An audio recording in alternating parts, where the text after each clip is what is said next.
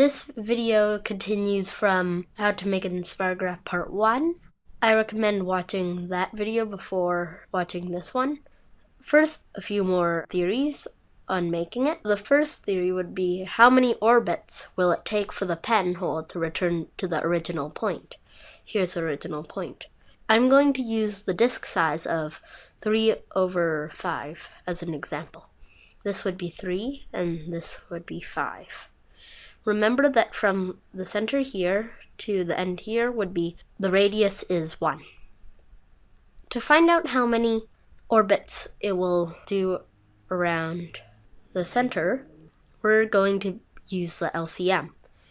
We can't use just any number. We have to simplify them first. Like here, it's 3/5. You can't simplify it any further. So you could use 3/5, but you cannot use 6/10. For the LCM of 3/5 would just be 3 multiplied by 5, which is equal to 15. This works, but this 6 multiplied by 10 equals 60 does not work. So the number of orbits this disk will do around the center is equal to 15, which is the LCM of 3 and 5, also 3 multiplied by 5, divided by 5, which is equal to 3. And 3 is also the numerator in 3/5. And for the number of disk rotations that this inner disk will be going around, is equal to 15/3, which is equal to 5. And 5 is the denominator. Another theory is on how many petals will be created. First, what is a petal? A petal is a turning point, as you can see. Every time the disk rotates, it makes one turning point. Every time it orbits around, it makes a turning point.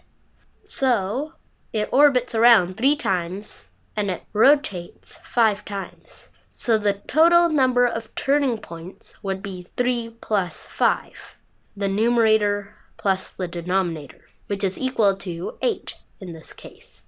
So if you counted them, you can see that this is correct, and there are 8 turning points, or 8 petals. So here we are on the Excel spreadsheet. I'm going to be using the version where the disk is inside the main gear, so it would be rotating in the opposite direction as it is orbiting. So our zoom will be at 100%, and we have our disk size and the hole position. We know how many rounds it will do, which is the numerator, and we know the number of petals that it has, which is the numerator plus the denominator. Now I'm going to move on to where the disk center radius is, which is the distance from the origin to the center of the disk. We know that from the origin to the radius of the disk will be 1, so from here to here would be 1 minus the disk size, and you'll have this. And because our zoom is 1, it remains the same. Now we're going to the radius to the hole. The hole radius would be the disk center radius multiplied by the position of the hole, which is 80%. It would be 80% of this one. This image consists of 1,200 nodes, or points. We do not need to draw lines between the nodes, as Excel can do it for us. These numbers are the intervals between each node.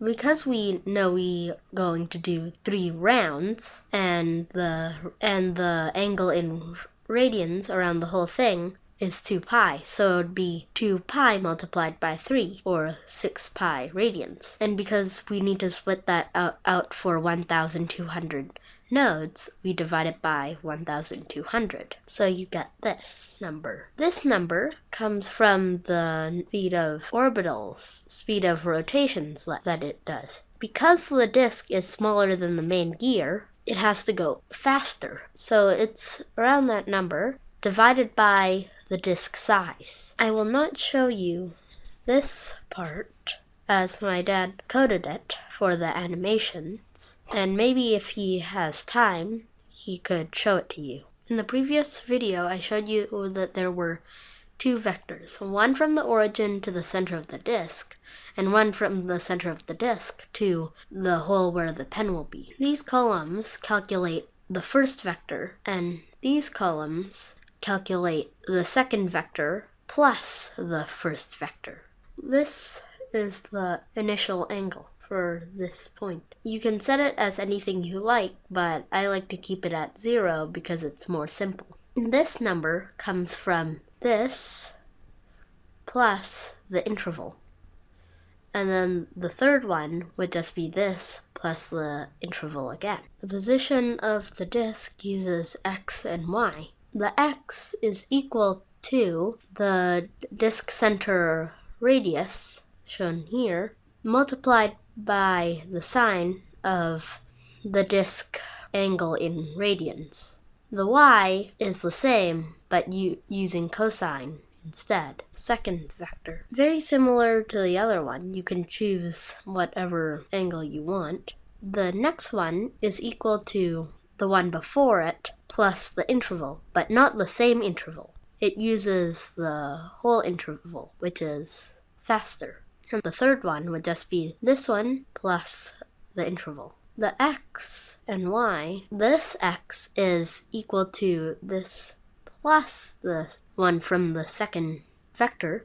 It uses the whole radius multiplied by the sine of this angle plus this position multiplied by the zoom.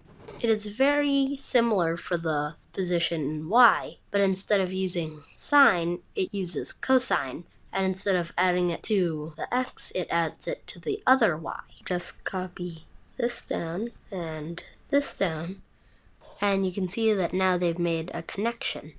Now I'm going to just select all and maybe copy it a little bit more. You can see that it's beginning to draw. Maybe some more. It's drawn more. And now I'm just going to do the stretch to 1208. And you can see that it's finished drawing. You may have noticed that I'm using this number for the zoom. And if I changed it to another number, maybe 120%, it would get bigger. But I want the size of the image to get right at the edges of the graph. So first, we need to find out how big it will be. How do I know the size of the image is 88%? The size of the image comes from the distance between the origin and the furthest point that the pen hole can be without extending it. You could use it in two vectors. One vector from the origin to here, which would be 1 minus the disk size, 0.4 or 40%. And from here to here, which is 80% of this distance, which is 48%. And add those together, and you get 88%. Now, if I want the image to be 100% all the time, I could change this number, make it 1 over this, so that it fills up the graph.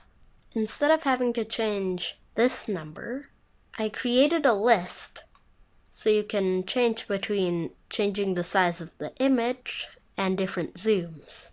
So if you go to the different zooms, you get the 100% thing again. If you change it to image mode, it will automatically zoom to 114%.